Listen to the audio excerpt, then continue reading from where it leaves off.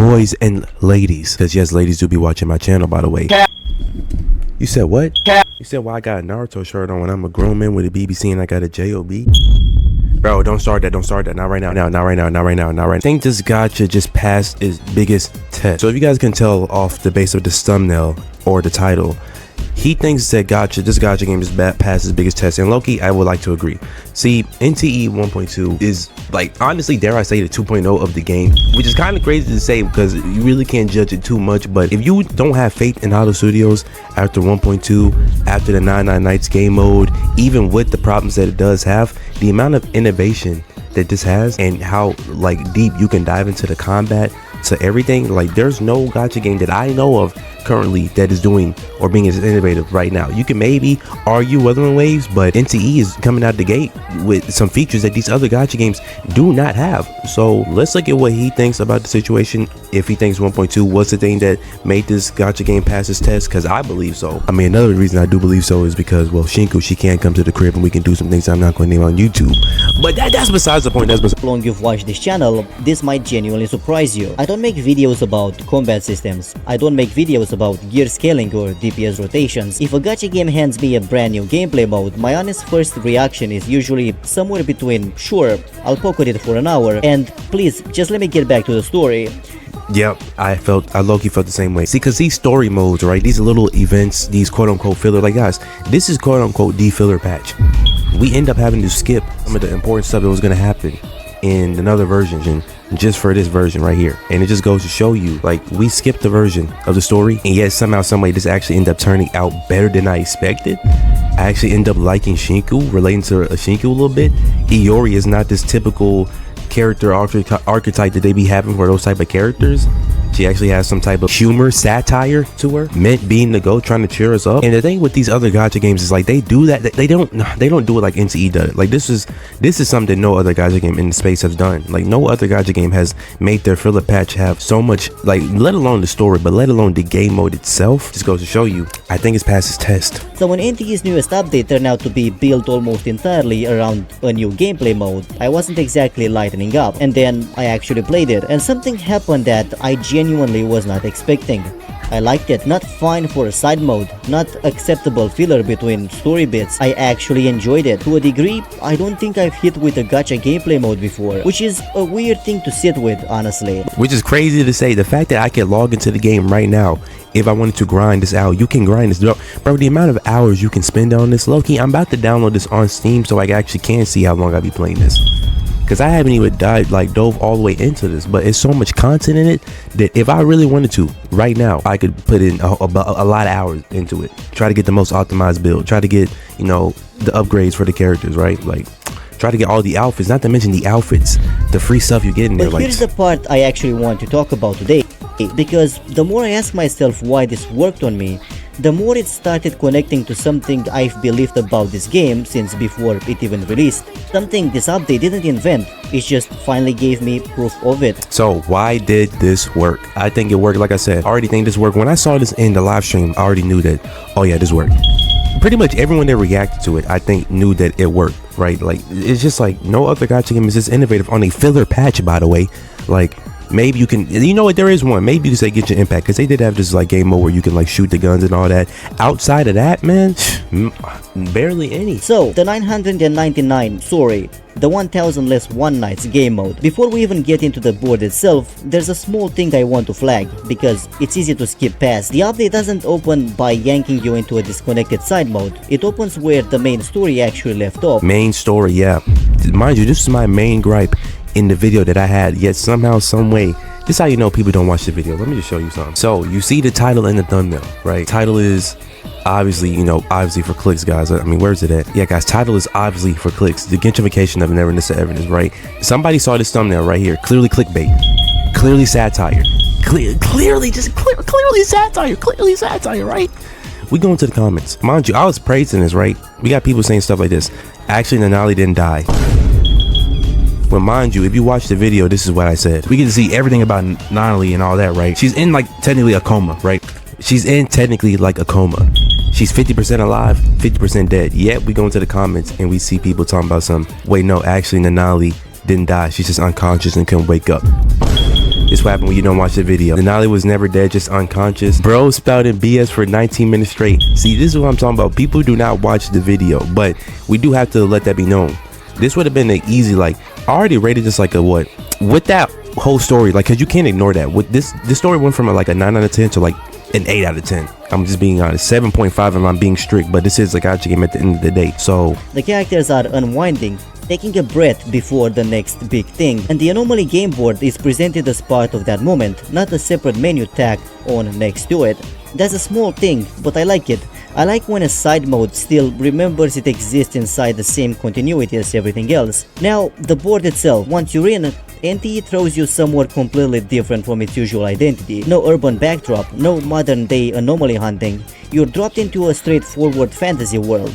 Dungeons, gear, leveling, a big evil dragon at the end you're clearly meant to kill. As generic as premises get, and I want to be upfront, the gameplay loop is simple. Clear dungeons. Yeah, very simple, which is another thing I'm gonna have to praise. The fact that I don't have to do this whole heavily lore dive. And now again, I've not played it on expert mode, but just off the story alone, it's not really that like hard of a system to like really think about, honestly. Level up, swap gear, fight bigger things until you fight the biggest thing. There's an equipment system where you can actually change out individual pieces. Small feature, but rare enough in this genre. Yep, and some of these have abilities as well. So if you actually paying attention, you would know like some of these you can go faster on and all of that, man. Stood out. Doesn't go deep, I wish it did. Even shallow, it added something. Instead of the usual character rotation combat, you're just mowing down through rows of enemies. No juggling a squad, no timing swaps, just low forward. And there's a specific feeling this mode has that's hard to fake in a description. Depending on what equipment you've actually built around, you get different effects tied to your kit. Once you hit max level with the right gear lined up, you can just plant yourself in the middle of a pack of enemies and watch the whole group go down almost instantly. I haven't optimized my own build yet, still farming for the right pieces, but even mid-farm, there's something genuinely satisfying about watching an entire crowd of enemies just go all over. And mind you, you can't just get this like willy-nilly. You have to do grinding, you gotta find the right loot, which is why I like this mode, and it's very like innovative, like to the gacha space, like, and honestly just to itself. Honestly, let's just be honest. Why do I keep saying honestly? I don't know. Here's the confusing part. It's rudimentary, it's not reinventing anything, and I had a genuinely great time with it. For someone who doesn't come to gacha games for gameplay, that's not a small reaction. That's the first time I remember a gameplay mode in this genre actually earning my attention on its own. This is the only game mode in the, or an event, right, that has me like, okay, I'm actually looking forward towards the future on how they can build upon this. Because like, I don't think people understand, they can build upon 99 Nights. They can make a whole new cyberpunk like game mode if they wanted to. They can make a whole pirate simulation if they want to do that, like Anomaly Realm. Like, it's so much stuff that they can do with this, where I'm not only am I actually excited for this and excited to play it, I'm excited for the future. There's no other gacha game that has made me done that. I'm just being honest, guys. Terms, not just my patience. I sat with that for a while.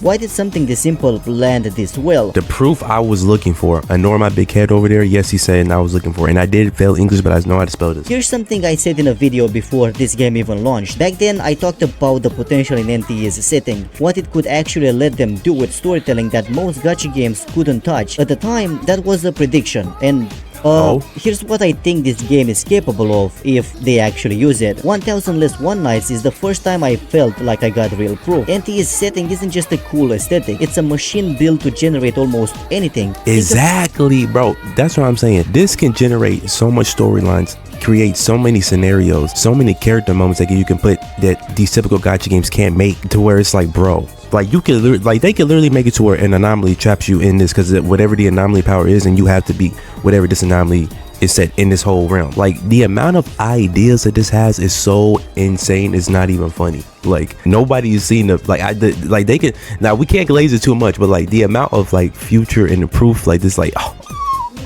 like we all know that they're gonna add a cyberpunk like mode, right? So my thing is like the other things they could add, the other settings, the other scenarios, just so much that these typical gacha games can't do. They can't. About what an anomaly actually is in this world, it's not limited to some ancient artifact or a cursed bloodline. Any object can become one. A toy, a piece of furniture, a meme, Apparently, if it exists and enough belief or fear or fixation gathers around it, it can become an anomaly, which means, in theory, there's basically no ceiling on what kind of story this game can tell. Exactly.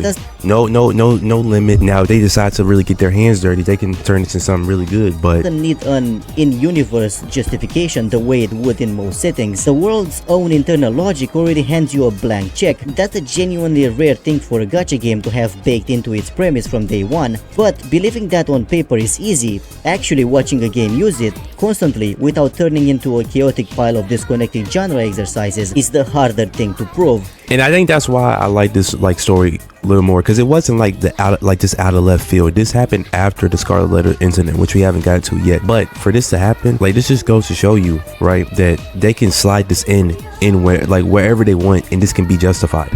It can be. Now, obviously, like, the only downsides I can see of this, right? There is no downsides. Like, I'm being so honest right now. There's no downsides I can see of this. There can be an anomaly for anything. Like you said, if there's enough fear, if anyone believes it enough, it can happen just like that, bro. Just like that. Just like that.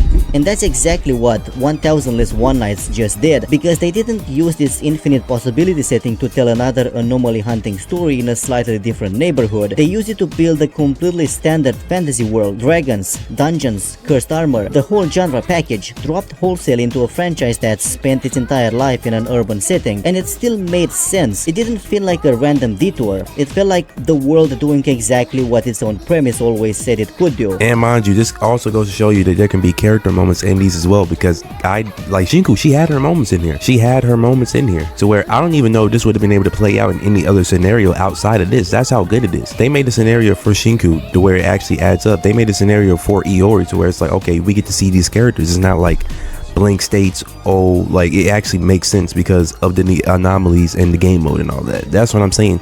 The amount of ideas, bro. Oh my goodness, brother. This is the first time we really seen it, kinda.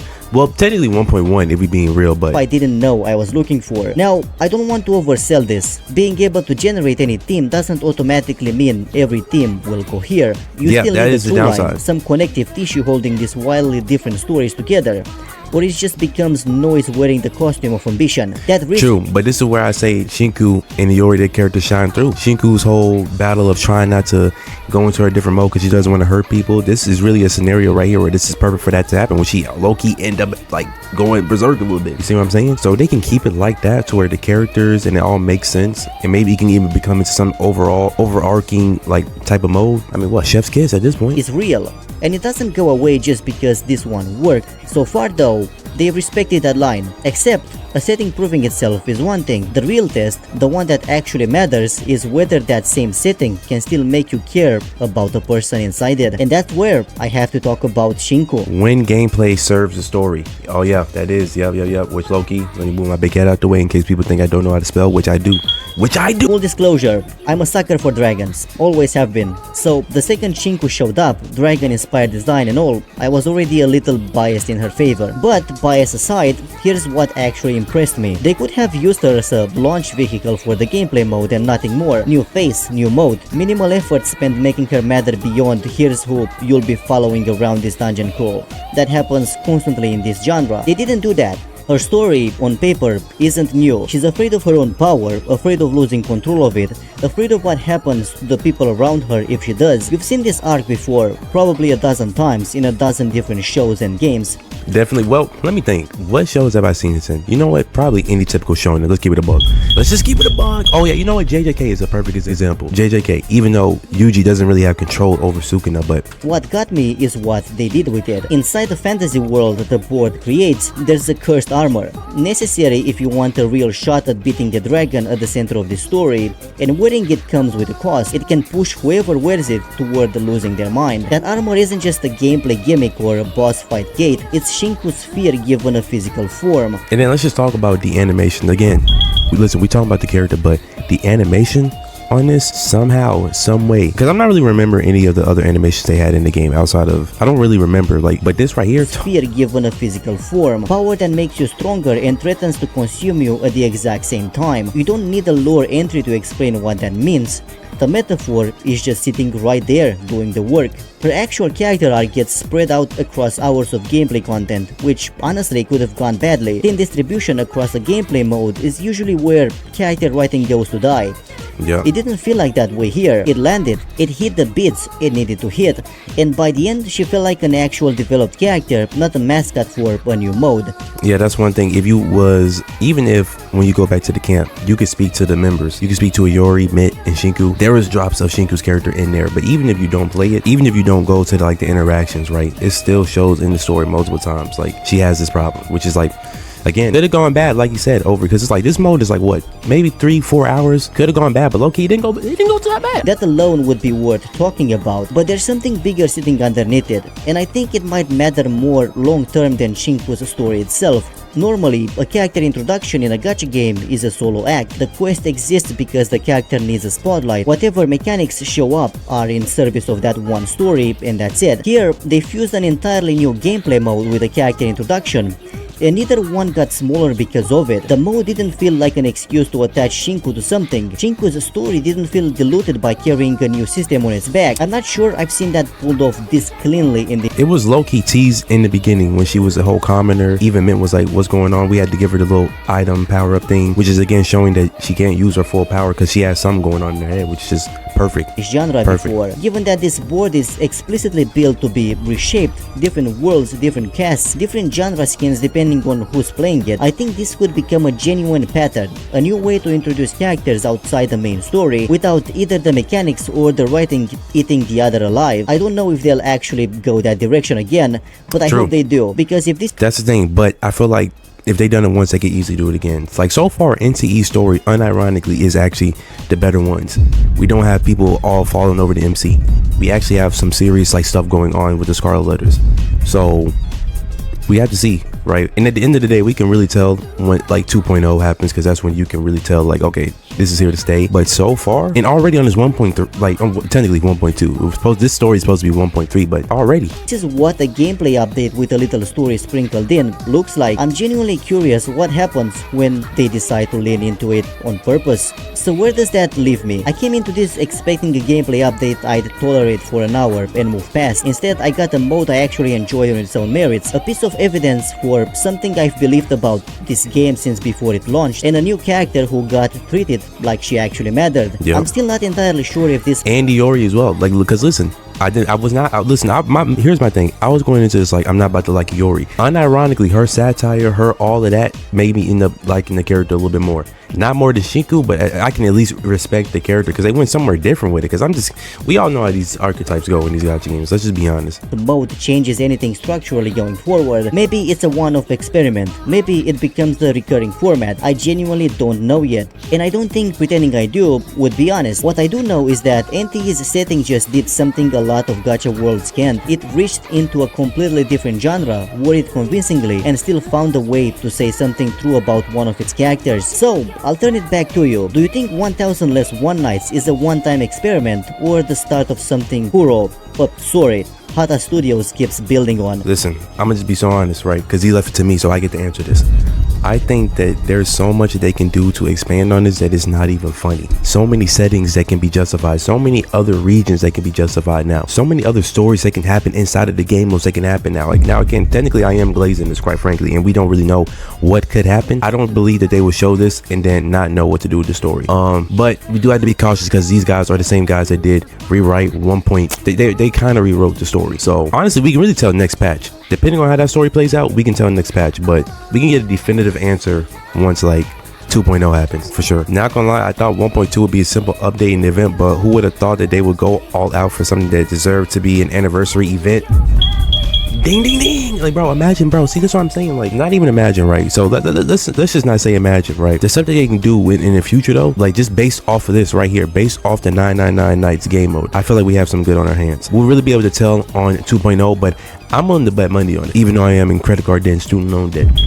I'm willing to bet money on it. Do I think NTE has passed its biggest test? Honestly, man, call me crazy. I think so. I really think so. I think this game has really cracked the code, but it's so crazy. It's cracked the code, yet we're gonna see people still somehow hating on this, even though this is a good gacha game in the space, unironically. But I guess we will have to see. But I'll put my money where my mouth is. Said, why do I have money but I haven't put batteries inside of you? We don't talk about that. No, we don't talk.